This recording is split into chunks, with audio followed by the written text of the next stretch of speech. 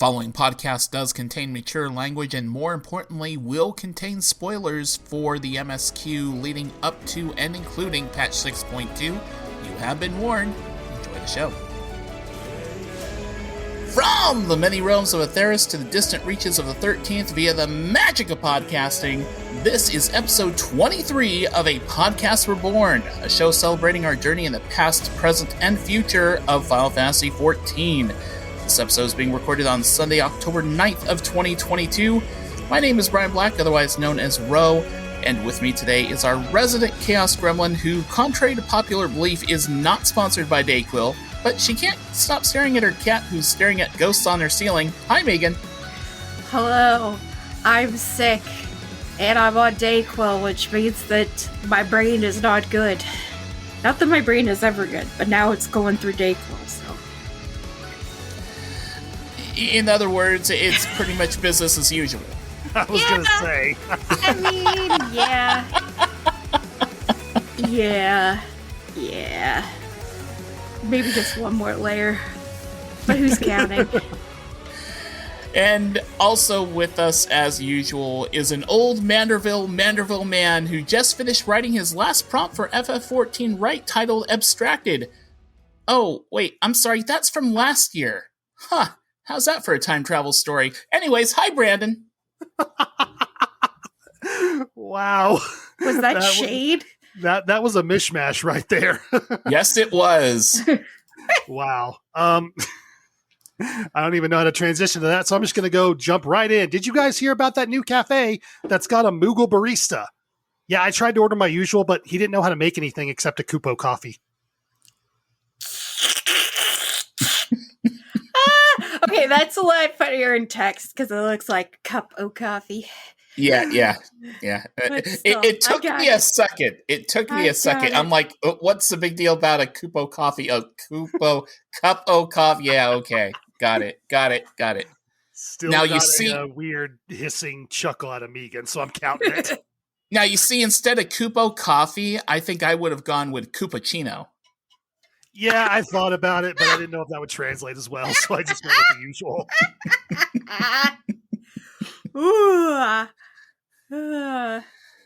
I'm too out of it for the puns, guys. You're going to murder me. Oh, the damage, the potential for damage is strong here. Do take note, Brandon. I've got some revision to do. Carry on amongst yourselves. No. He's bringing out the big guns, folks. Oh, boy. Well, it's been a couple of weeks. We are ever so closer to patch 6.25, which we have a release date for. And as I think I had mentioned, it had been speculated around the community that October 18th was the most likely date for it. It was confirmed at the most recent live letter, which was just a handful of hours ago, that is indeed the release date for 6.25. So Manderville weapons, more Hildibrand adventures for everyone who's caught up to that point, and we'll be talking more about Hildibrand to some point later on. Also, variant dungeons, which I am super excited about. Their harder Criterion dungeons and Savage Criterion dungeons, Omicron quests, all that good stuff that we've been waiting for since the start of patch 6.2 is coming in just a handful of days. Meanwhile, back in patch 6.2, what has everyone been up to besides Manderville stuff? I mean, obviously, we're going to spend a amount of time talking about Manderville, some more than others, Megan. I just know you guys don't get any of the anime references. Okay. I will say,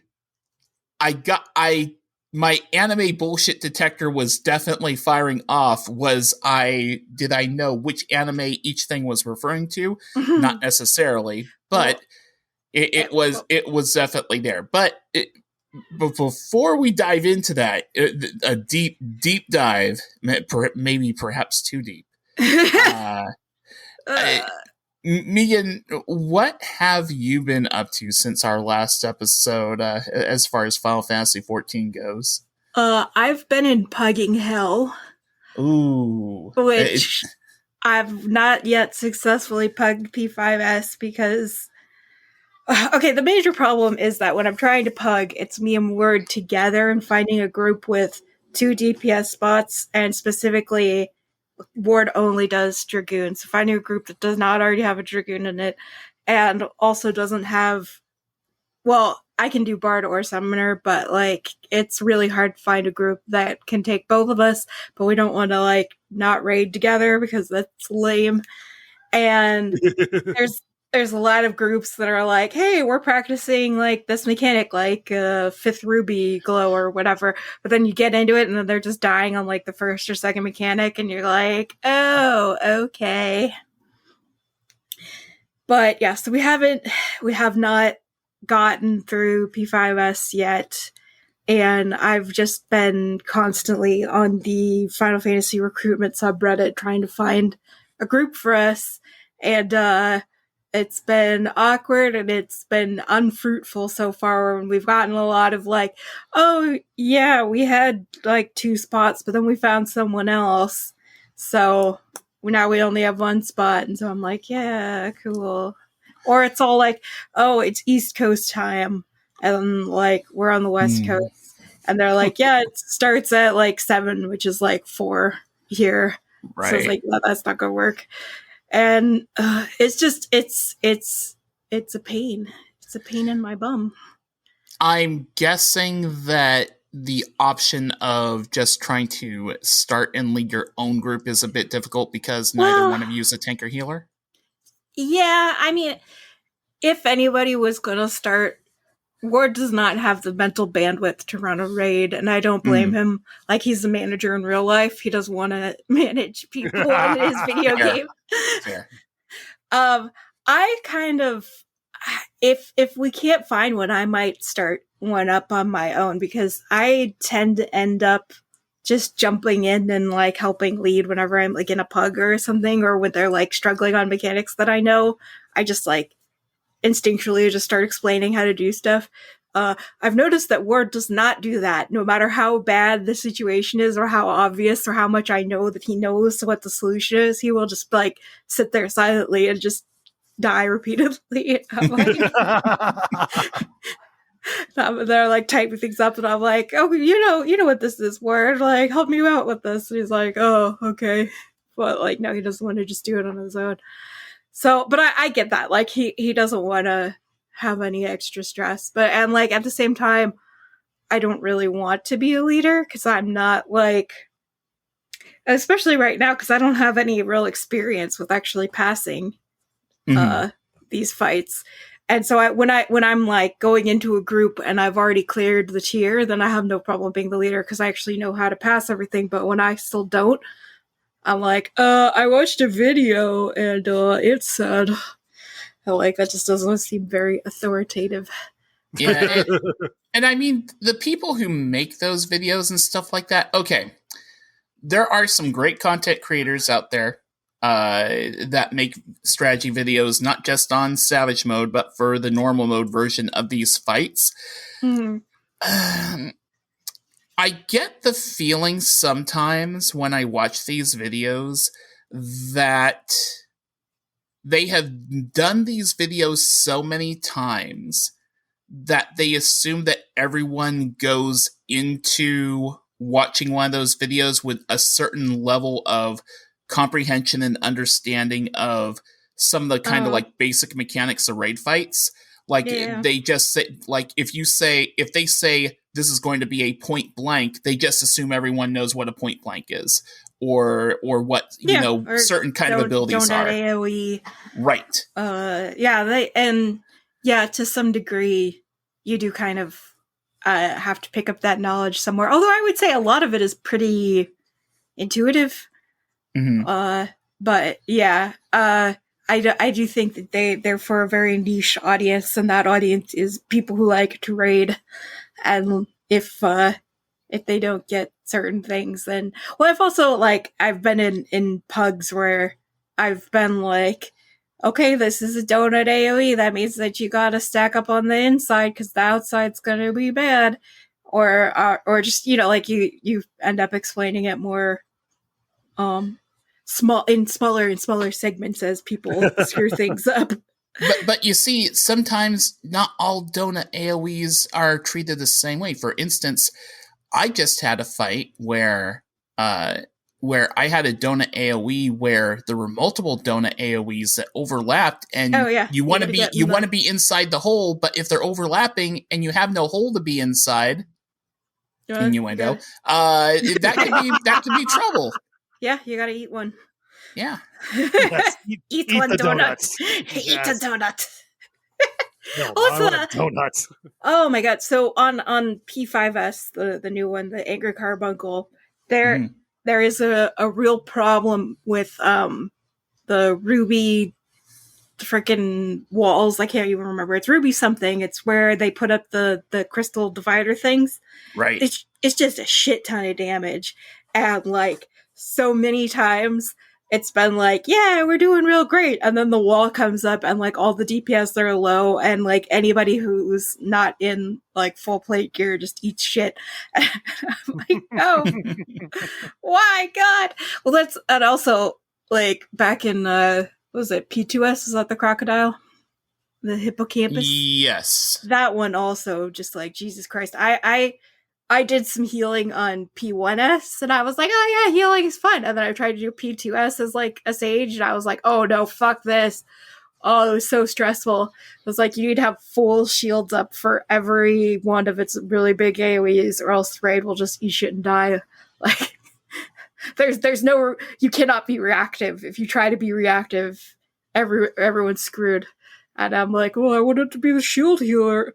I mean, I do things I love how much you're selling Savage Raiding to me. Like, and everything you guys are talking about here, I'm just like, oh, thank God I don't have to deal with this.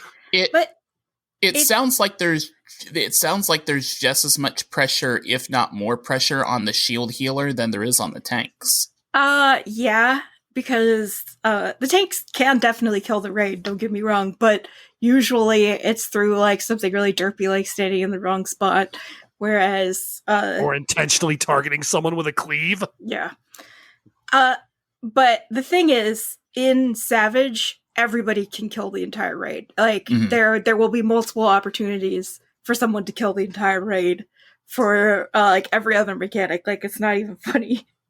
Like the big one that is a problem in P5S is the Toxic Squall or Toxic Storm or something. I can't remember. There's two of them, and one of them is everybody stack up in the middle, or everybody stack up in light parties, and then the other one is everybody get in clock positions, and if you screw up which one is which, you're gonna dump poison where it should not go, and you're gonna kill people. So that's a lot of fun. But yeah, that's the thing with Savage Raiding. It's all very everybody needs to be bringing their A game, and like you can't really carry people, which I like, but also at the same time, when you're trying to do pugs and you have no idea who these people are, and you're like subbing in new people and things go wrong, it just means that like you're just grinding your face against it and praying for the best. And now we're getting to the point where people are like, oh yeah, you need like a 612 eye level. That's what they're like trying to request. And it's like, oh my God, look, dude, I haven't gotten any gear out of this yet, okay? I was about to say a 612 eye level is a little bit difficult unless you've gotten a drop from there, right? Yeah, or if you've you bought Tombstone gear. Which, since me and Ward were in Scotland for 2 weeks, we did not grind Tombstone, so we do not have this. So yeah, it's I'm worried that we are slightly behind the curve, and so we've like missed the wave. Oh no. Which I hope is not the case, and I'm just like, I'm constantly sending people messages on Discord or sending them messages over Reddit being like, hello, we are a husband and wife duo that like to raid, and these are the things we play, and here are our characters, and if you think we might be a good fit. But it's like, I can't do it if it starts too early for Ward to be able to get home, and I can't do it if we only want one. And it's also like, are they looking for DPS specifically, and are they looking for a melee and a ranged DPS together? So it's like, and like so many of them have been like, oh yeah, we're like trialing someone else, and if it doesn't work out, we'll contact you. They never contacted her. And they never heard from them again. So that's been my life for like the past week. All right. Brandon, how about yourself? Mostly just been working on trying to finish collecting the caster set out of normal Abyssos, because yeah, like I said earlier, I ain't doing this savage nonsense. That sounds like way too much work. I finally got the chess piece after the week before the last one. I basically tried every fight to roll in a chess piece token, and if that failed, okay, well, I'll go for pants. I figured one of them will give me the last chess piece token I need, and then I'll just have, like, I don't know, 2 or 3 pants to carry over to next week. Oh no. Every single one lost the chess piece with, like, 22 rolls or something like that. So I came out of there with the caster pants. Like, okay, well. So then earlier this week, I finally got the last chess piece token I needed, got the full caster set. I look like Arcane Batman now, and it's freaking cool. It is by far the most World of Warcraft Final Fantasy set. It is. And again, I have to complain that casters don't get the fiery circle behind their back, and I really wish we did. Well, I mean, nobody at gets least that it looks except cool. Yeah. It does look cool. God, come look at the aiming set, man. Yeah, the aiming set got super shafted this time. Looks like ass. Looks like I have a goat skull for a face. Like a little hood over it. That's like on fire. Not even like cool fire, like normal fire. It looks like somebody just like put lighter fluid on me and lit me up. I'm just standing there like, this is fine. I hear roast goat is a delicacy. I don't know.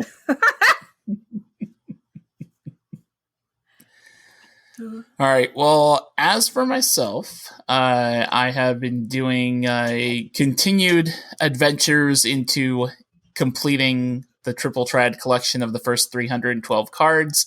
I'm now down to just 28 cards needed. Ooh. Woo! So slowly but surely, by the time we record our next episode, Moogle and Dwarf reputations should be finished, which means about another half dozen cards. So I will probably be about 20 cards to go by about that time. RNG sucks, guys. Especially shout outs to my boys and girls in St. Machiang's Arboretum Hard that have run that thing dozens of times, yet never see the card drop from the pudding boss. I call it the pudding boss. It's the big brown pudding blob at the end. Here's the thing, though. That dungeon is the only place where you get the Verdant Partition indoor furnishing. It is a 5% drop. Sells for anywhere from 350 to 500,000 gil, depending on the server. The card is apparently like an 8 or 9% drop. Folks, I have seen the Verdant Partition drop and won it 3 times already. I have not received a single card. I have gone into this instance with a friend who has obtained the card 3 times. Oof. Life just hates me in that dungeon. Also, shout outs to those who are struggling in Susano. I am now at 41 attempts on Susano without a card drop. Oh my god. Oh my is lord. this Susano Extreme or just regular? I don't regular. know.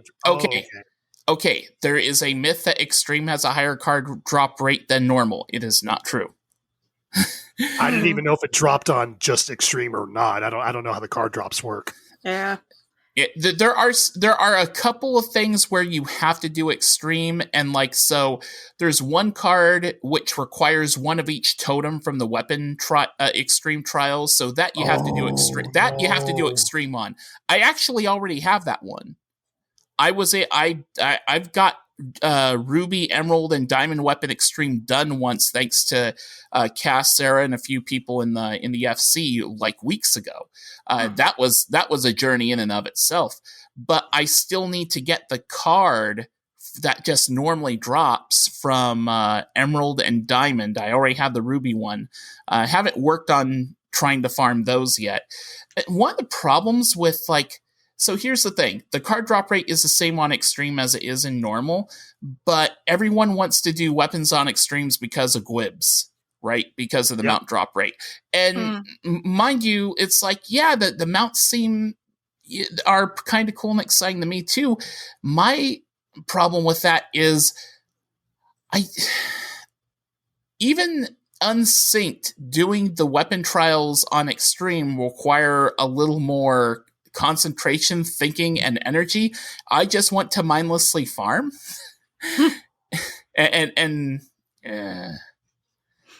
So, I mean, at some point I'm going to have to cave in and just do those weapon things on Extremes, and while people are all happy about getting mounts, I'm going to be happy if I just see the damn card drop from the thing. I'll be like, oh, got the card, okay, I'm out, have fun with your Gwibs. Am I losing my mind, or was there like a train sound? There was a train sound. You are not losing your mind. I live a quarter of a mile away from a train track, and it very, very rarely is loud enough to come through on the microphone. But this time it did. I was like, oh no. Is the Dayquil's getting to me? That light at the end of the tunnel. That's not heaven. It's the C train. I just figured you were doing the Omega Phantom Train boss. Oh, no. It's like, is there a card that drops in there too? So been doing that. I've been doing a lot of Eureka. I did some Bajja. I cleared Delubrum so I could open up the NPC that had those cards. Been doing a lot of Eureka. I just entered Pyros, just entered Pyros. So now I've got these now there's a whole new thing I have to look for, like logos stuff, and things are getting kind of weird there. Can you buy those? Yes, you can actually buy the items that turn into those ability things. And considering the obscene amount of guild that I have, you bet your ass I'm buying those. I'm not going to be a foolish person and farm those things. No, please do the farming for me. Mm-hmm. I will buy your stuff with my casino winnings. Thank you very much. The Crimson Casino thanks you for your support. So yeah, that's been interesting. And yeah, I'm just at the point right now where it's a couple reputations, Eureka and Bajja, and a handful of trials and stuff goes, and I got the mount. But it's that thing of being so close yet so far away. Mm-hmm. And another thing that I had to do to get cards, oddly enough, was the Hildibrand quest, which is kind of what spawned this whole thing of hey, why don't we do Hildibrand? Because not only is it tied for me getting cards, the weapon upgrade quests in 6.25 are starting up soon, and it's no more dilly-dallying. It's time to get the anime bullshit out of the way. So so let's talk a little bit about Hildibrand. Now, a bit of warning, not all of us made it through on the pack to complete Hildibrand entirely before this podcast started. I underestimated just how much there is, especially when I'm trying to read everything, and I'm not a very fast reader. And also, a lot of it is like nonsense that you cannot speed up. It's just happening. I'm going to make a confession here. Oh boy. Uh-huh. I did skip some cutscenes. Oh, Some. That's not the pact. that was not the pact, good sir. So you see, you're not the only one who broke the pact. No, I did skip some, but not that many. But I still did skip some. I skipped some where it seemed clear that the cutscenes I skipped were the ones where it seemed clear that, okay, it doesn't look like there's much anime bullshit that's about to go on here. This is just some expository blah, blah, blah, blah, blah. Now you need to go here. Like, I don't know. There's something about those quests where when you're reading when you're seeing the stuff play out, you kind of get a feeling for weird stuff's about to happen, and then, oh, this is just a standard cutscene thing. I don't think there are any standard cutscenes. Weird shit constantly happens, especially his goddamn facial expressions. Well, that's why I said I didn't skip a lot, but there were some that it just didn't seem like too much was happening, so I skipped through it. Usually, speaking of which, it's when Hildibrand is not directly involved, by the way. There are, without spoiling too much for you, Megan, there are a number of quests and cutscenes in the Hildibrand quest line where Hildibrand's just nowhere to be frickin' found at the moment. So the level of anime bullshit drops down a degree. Well, those are the ones you want to skip the least. Why? What? Do you want 100% anime bullshit? That's all you wanted out of this, Ro? Yes. Oh my god. So I'm guessing that you guys don't know what a Phantom Thief is, or didn't know before this. I know what a Phantom Thief is. I played Persona. All right, well there you go. But like, it's a whole genre of anime.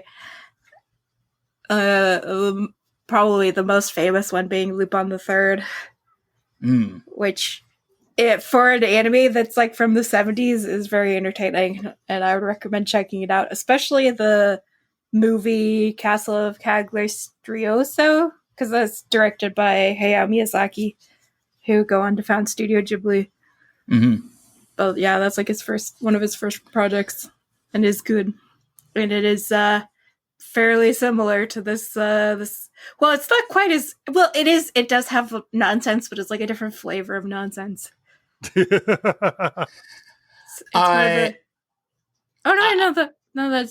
is kind of. It is. I was about to say it's like the detective is the buffoon, and I'm like, wait, no, that's this. That is what's happening.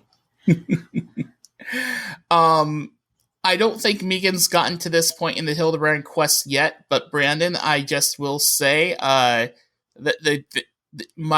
my vote for favorite character in the whole quest line, I think, goes exactly with you as far as the character who uses a certain weapon.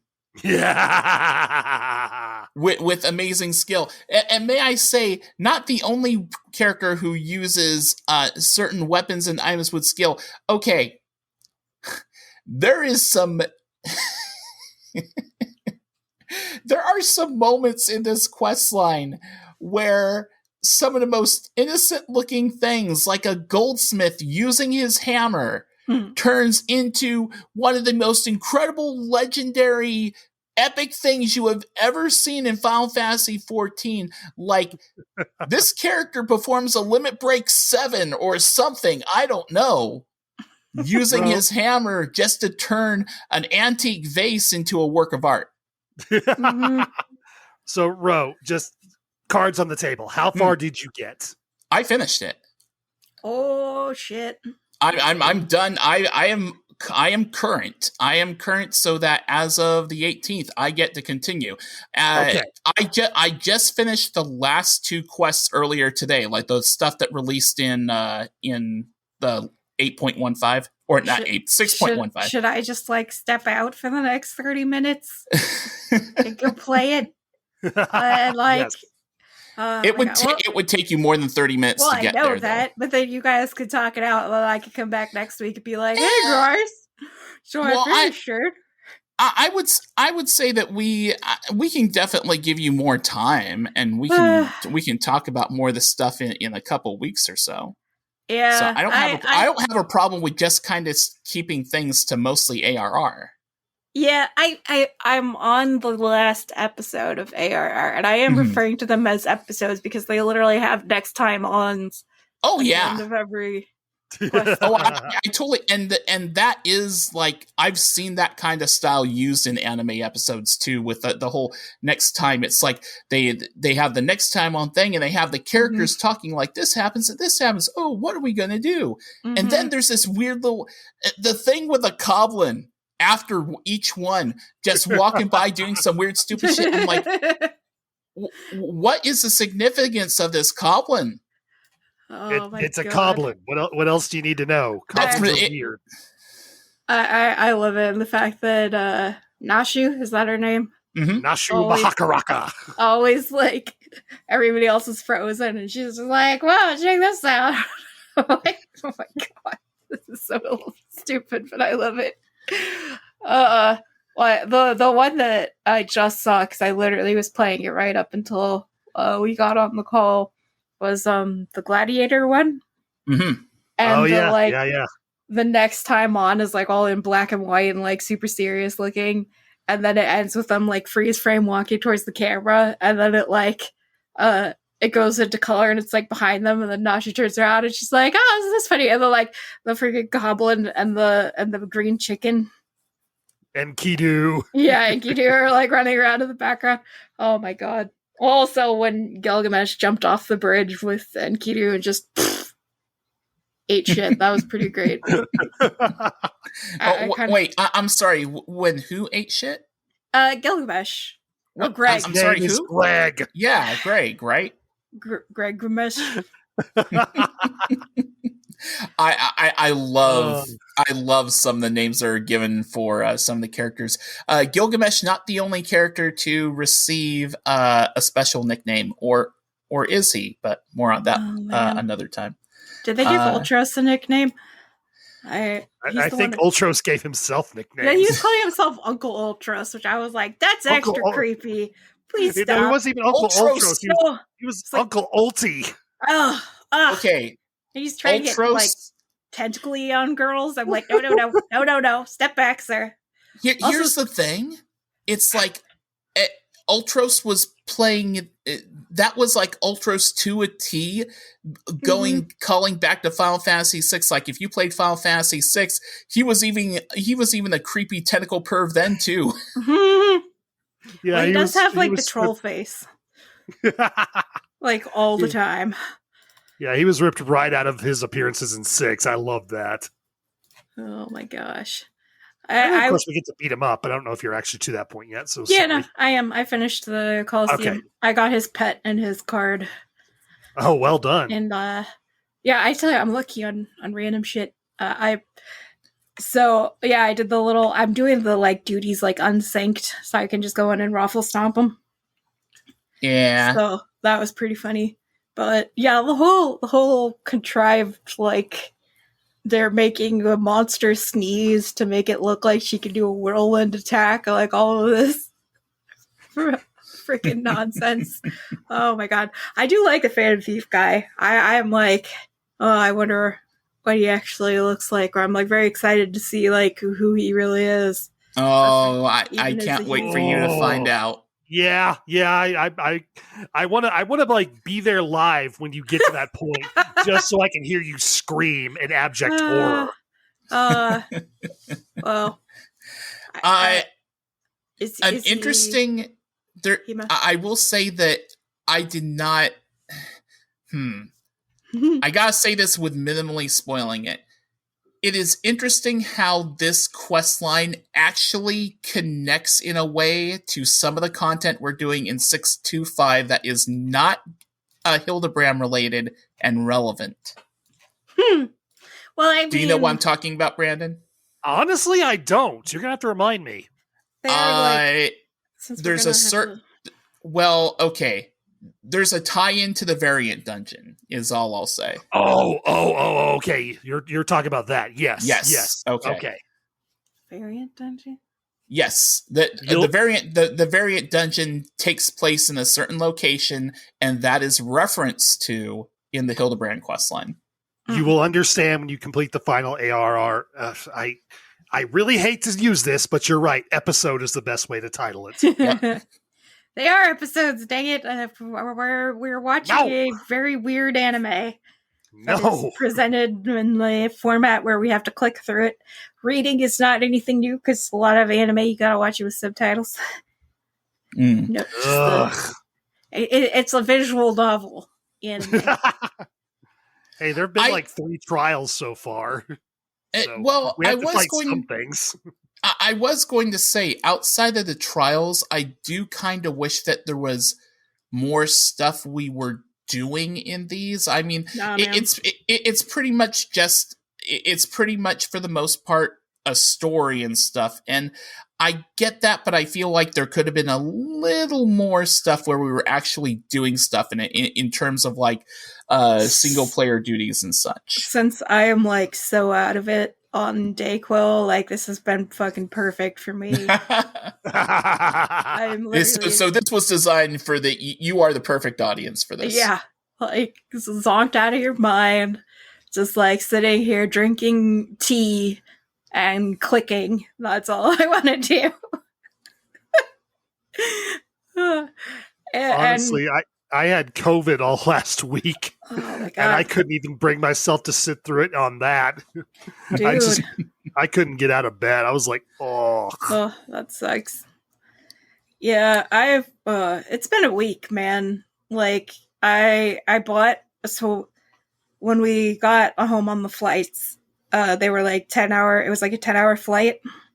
And I ended up like tweaking my neck and my hip. And so I wanted to buy like some fancy new pillows when we got home for the bed. And so I spent some good money to buy some fancy pillows.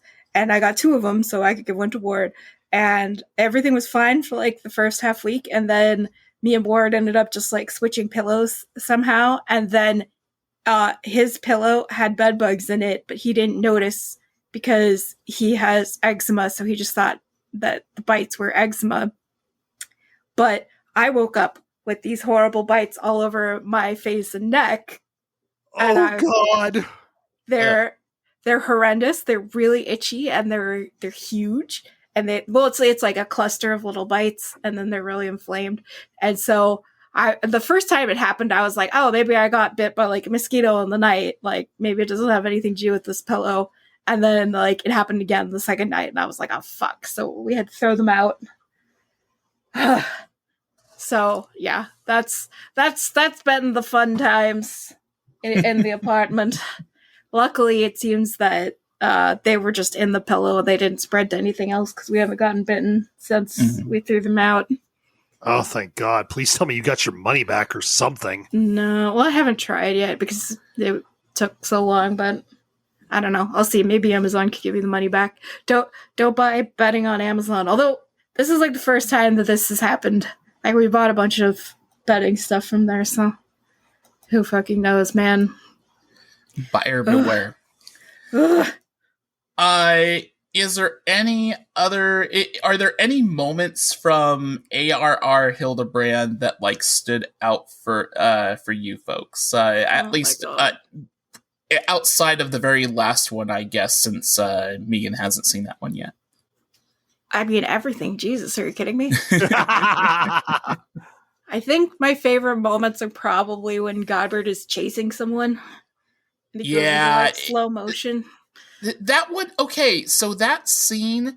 I did the ARR stuff I did with friend of the show and FC member Melisanda, and I did the ARR quests with them, and we were in Discord audio chat and everything, and they were rather surprised that I didn't bust out laughing as much as I did when the certain chase scene involving Godbert happened.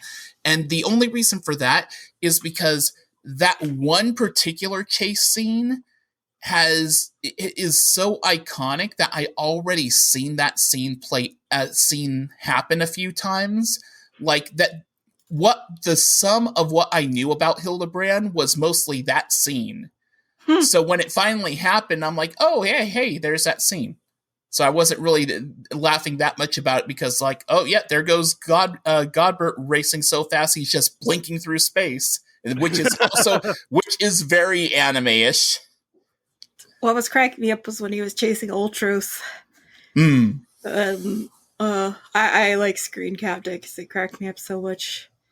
Oh, I almost want a new game plus some of this stuff because there are some real screen cap worthy moments in that thing. Yeah. A lot of them dealing with the frying pan wielder. Yep. Oh, I haven't even gotten to that. You will. Well, you're not far from it. You will. Oh man. Yeah, the other one was when I had to freaking massage him, and it just kept being like, massage him more, and I'm like, I literally posted screen cap in Discord, and I was like, hello HR. Small spoiler: that is not the first HR nightmare you will run into during this quest line. Unfortunately, yeah. Good lord. I thought the vegetable people were extremely cute. The mandragoras. Yes.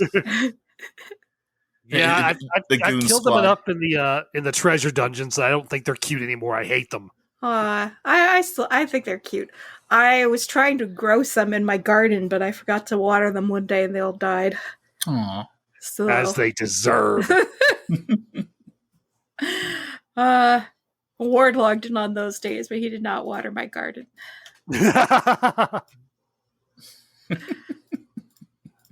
I will just say, I honestly forgot about Ultros' appearance in the ARR ones. Oh my god! And so he when looks I got so to that weird. Again, He looks like he's from a different game. He's like he is. He's from Final Literally Fantasy is. 6. I know that, but like he doesn't look like he looks like his model is like made in a different program. Same with Gilgamesh, but like not as much. I think because I want to say I think the 3D model of Ultros was created more for some other project, but I'm trying to remember what. Did Ultros appear in Dissidia at all? I don't think so. Huh. But you're not wrong about that. Now the Gilgamesh model, I think they did use an older.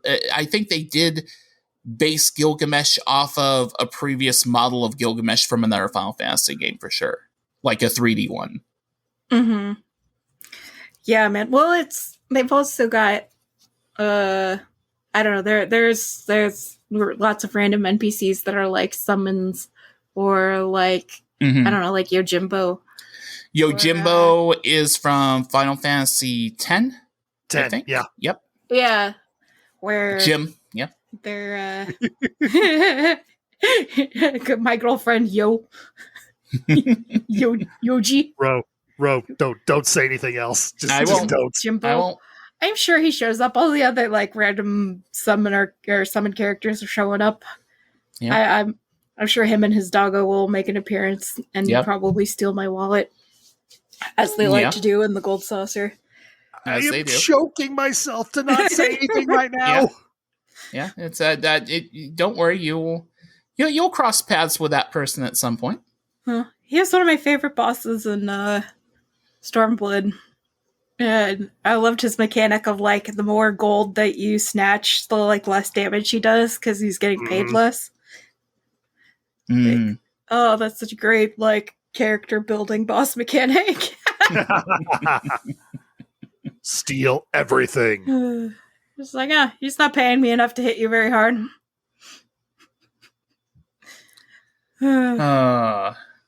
So yes, I will continue on my Hildibrand quest.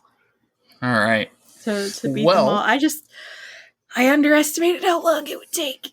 Oh, it's strap in. You have only just begun. I will say the AR. So the ARR set of quests does make up, I would say, about 40 to 50% of the entire content that's out there so far. Like the stuff from the expansions is shorter. The episodes are a bit shorter, but there's still quite a bit to chew through. But once you've finished the ARR stuff, you're halfway done. All Yep, right. that is accurate. I was And I will hoping, also say that, knowing my distaste for Hildibrand, the Heavensward ones are by far my least favorite. So, is it too much? Which is fascinating considering the characters that are in it, Brandon. yeah, I think it's just because I kind of grew attached to the non-Hildibrand characters that are prominent in the ARR ones, and they don't show up in Heavensward. True. Like 90% of them do not show up. True. Well, But I will say this. Not even Mr. Detective, who's from Ishgard, who looks like Estinian. Inspector Briardian? No, he does not. Oh my god, what the hell? We're gonna be there, man. However, if you do want more Briardian, he does have a completely not at all Hildibrand themed quest line involving the I don't know, it's like their religious school in Ishgard called the Scholasticate. Oh. And yes, you get some cool glamour out of that and a really cool emote. So if you want more Briardian, please go find that and do it because it is a lot of fun. I might. Do you have to have done the Hildibrand stuff first? Yes, you do, because otherwise you won't have met Briardian, and he's kind of a core figure to that quest chain. Well. Interesting. I may have to. And he's also very happy to see you and not Hildibrand. I would think so. He's like, oh, thank God it's just you. Okay, now we can actually get some work done. Last thing to kind of talk about before we wrap up for this one, because outside of Hildibrand and what we've been up to, there's not a ton to talk about. But there was an announcement made at the live letter that the Final Fantasy Fan Festival is coming back in physical form in Las Vegas next year, July 28th and 29th. Ooh. And based on the timing and positioning of that fan festival, that is likely the event where we get the first reveal of the next expansion for Final Fantasy XIV. I'm super ultra mega hype. Yeah. Considering how far from Las Vegas you are not.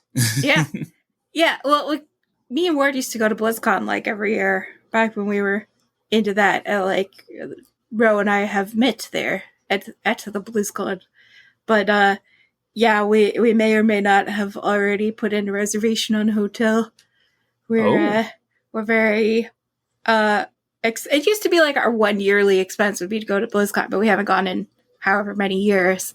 So if we can get tickets, oh my god, I would love to go. Because you got to know that the Final Fantasy cosplayers are going to be like really good. Right.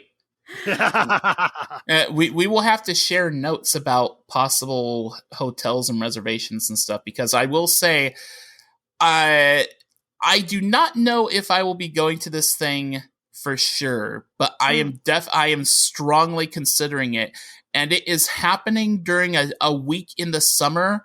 Normally my job is so hectic and crazy and busy and so centric around summer and summer holidays that it's difficult to take time off during the summer. But with this happening in the end of July, late July, early August is kind of this weird dead zone between July 4th and Labor Day weekend where I think I can pull off getting away for a few days. So I'm definitely considering it. And Brandon, I know you're considering it too, because it's not too far a journey from you. Yeah, it's about an 11-hour drive from here in Denver, and I'm considering it pretty heavily. The only question will be is A, will my wife want to go? And B, can we find someone to watch the kids for that time period? Because I know they will not want to go. Yeah, for sure. But yeah, definitely we should exchange info and everything, or you guys should talk to Ward because he's the one that is actually setting everything up. Because I'm just like, I'm just here for the ride. Ward can be the raid leader for that journey. Indeed. But the cool thing about Las Vegas is that everything that's not gambling is generally pretty cheap because they just want to get you there to do the gambling. So if you don't gamble, And the hilarious thing is, as centric as my Final Fantasy 14 experience may be on gambling, considering I have an RP casino, as much as I'm into gambling in Final Fantasy 14, you will not find me spending a fucking dollar in gambling in Las Vegas, because I know better. If we all go, we have to go to medieval times one night. Yes, absolutely. So I love it. It would be great if we could like convince them to do like an Ishgardian night. Like they did World of Warcraft themes nights at some point, I think. Or like they've been known to do like different medieval property themes when they can get away with it. But still, it's really fun. And they have vegetarian options, which you would not think like a medieval feast would do, but they do. Yeah, and don't forget the medieval Coke. Oh yeah. Oh my god. It's so funny. I literally on I have like a little table next to my desk with like all like a bunch of random tchotchkes from like different stuff I've done, and I have like a chalice from medieval times being worn with too a couple years ago. Actually, it's probably the same one that we would go to because it's in Vegas. Oh man! All right, man, it's like that is still like what 9 months away. I don't know when tickets even go on sale for that thing. I mean, here's another thing. Here we are planning about, maybe we're going to go to this thing. We still got to end up getting tickets for the damn thing. Yeah. I have no idea what I remember getting tickets for BlizzCon was the whole rigmarole. And like, I imagine a Japanese company, so who fucking knows, man? Considering how much more popular Final Fantasy 14 has become, I imagine this fan festival may be the most challenging one to get tickets to yet. Yep. Oh boy, I really hope we can. I think it would be a lot of fun. I miss conventions, even though I always come down with con plague. This time, yeah, that's the other thing I'm worried about. Well, it's like hopefully in a post-COVID world, most people would know to like mask and. I would absolutely wear a mask. I still wear a mask most of the time. Like when I'm going shopping or stuff like that, I still wear a mask. Definitely. So I have an entire set of Final Fantasy 14 themed masks. You can believe I'm going to pack all of them. Oh my god! I just remember the last BlizzCon that we went to. The air conditioning was so high that I just remember sitting like on one of those little folding chairs, just like shivering. Like, this is not good. I'm gonna get so sick, and I totally did. It was not fun. I remember I was literally like going over to play whatever demos that I could, just so I could be near the heat of the computers. All right, we're gonna have to bring a couple of extra hoodies just to give to her whenever she gets chilly. Oh my god, I was in like a what, like I can't remember, like a Horde themed hoodie or something like that. I really did enjoy BlizzCon a lot. Like even, with all the implosion of Blizzard and everything, I still cherish those memories and the friends I made or the friends that I already had from online that I then got to meet. That was a lot of fun. It'd be awesome if Sarah and Cass also made the trip. I mean, they live in Canada. They live in Canada, but man, that'd be something too. Definitely.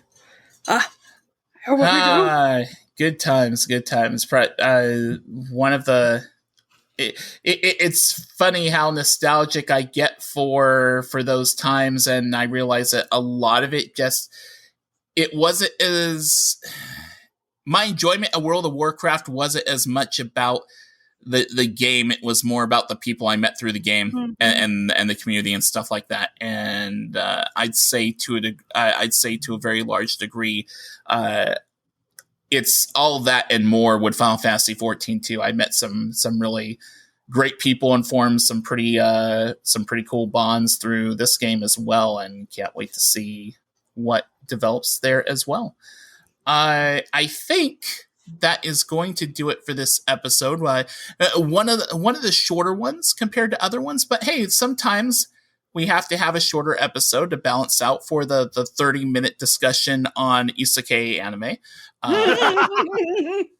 So it's all good. We actually didn't devolve into too much anime nonsense this week. And which is funny considering that we talked about Hildibrand for half the show. True. Exactly. Well, Ward's been trying to get me into another isekai again. Oh, there we go. Well, it's one that I really should watch considering what my my webtoon is about. Mm-hmm. It sounds very similar. It's called Log Horizon. I tried watching it one time years ago, and I just couldn't get past this one character who would only talk about panties. And then Ward's like, nah, he's gone after like 2 episodes. I'm like, oh, okay, I guess that's cool then. Although, tomorrow is Chainsaw Man. I'm so hype. Well, until episode 24 and your in-depth discussion on Chainsaw Man, Megan, where can people find you on the internet? On Twitter at CatModMegan. There you can find a link to my Tumblr with my art and also a link to my webtoon called Pickup Group to Another World, wherein people who are in a random pickup group get isekai'd into another world and they have to deal with that. So, yeah. That's all I'm going to say about it because there's not that much up yet, but I'm doing it. She's doing the thing. He is doing the thing. Brandon, how about you? Where can people find this Manderville man? Oh, for the love of God, stop it. Twitter.com/thebmat. In my bio, you can find links to everything else I've got going on, including my writing blog, where I did 26 of 30 prompts for FF14 Write 2022 because I got COVID and couldn't finish the dang event. Aww. Yeah. But hey, if you want to read more about my isekai character who showed up from World of Warcraft over to Aetheris, go right ahead. I got some stuff about him. All right. You can find myself on Twitter at PodcasterRho. That's Podcaster RHO. You can find both Brandon and myself on another podcast called +5 to Hit. New episode for that should be appearing pretty close to the release of this one. And our adventures in our little summer adventure continue there. You can also find this show on Twitter at A Podcast Reborn. You can email us at apodcastreborn@gmail.com. And you can find out more about us at bonusroll.gg. This show is part of Bonus Roll Productions. Do check out the site over there at bonusroll.gg. Check out the podcast directory there where you can get connected to a lot of great other podcasts covering MMO gaming and much, much more. The theme for our show is Alex Moukala's Imagine Boss theme for Endwalker. Do check out his YouTube channel for more great music. A link to it can be found in the notes for this podcast. And of course, music such as that and any other FF14 derivative music you hear on the show belongs to Square Enix and no copyright infringement is intended.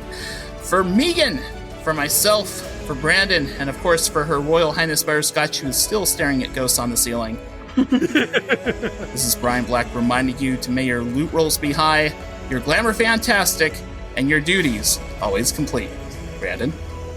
I just want to say real quick before I get to anything else that I'm amused that you're calling it a summer adventure and it's still October and we're still doing this. I know. Anyway, I do want to tell you guys something. You might know that across all of my various alts, I've leveled every job at least through Shadowbringers except Monk. The truth is you might not know the real reason why. I've always said that I don't like doing martial arts themed classes when hitting something with magic or a big weapon is just so much cooler. But really, the truth is, I'm worried that if I do it, I won't be able to tell dad jokes anymore. Because you know monks, they always skip right to the punchline.